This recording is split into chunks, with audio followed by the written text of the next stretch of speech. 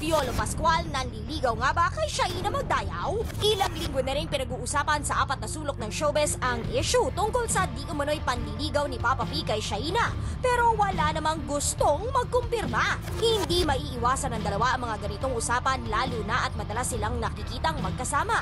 In fact, ay noong Lunes lang ng gabi ay spotted sila ng kapatid nating si Reggie sa isang yogurt store sa may Tomas Morato. Ayon sa kwento ni Shaina, ay nag-badminton daw sila ni Papa P kasamang personal assistant nitong si Moy at ilan pa nilang kaibigan. At dahil napapabalita rin na nangliligaw si Sam Milby sa aktres ay kinumusta rin ito ni Reggie at ngiti lang daw ang isinagot ng kapamilya actress. Hindi masyadong nagtagal ang grupo sa nasabing store pero kitang-kita ang pagiging malapit sa isa't isa ni na Shaina at Papa P. At dahil dito ay isang kaibigan pa ang tinanungan ng ating source tungkol sa estado ng relasyon ng dalawa. Hindi ko alam kung nangliligaw pero nagkakasama sila sa running, sa Bikram, magkasama rin sila sa indie film na OTJ o On the Job.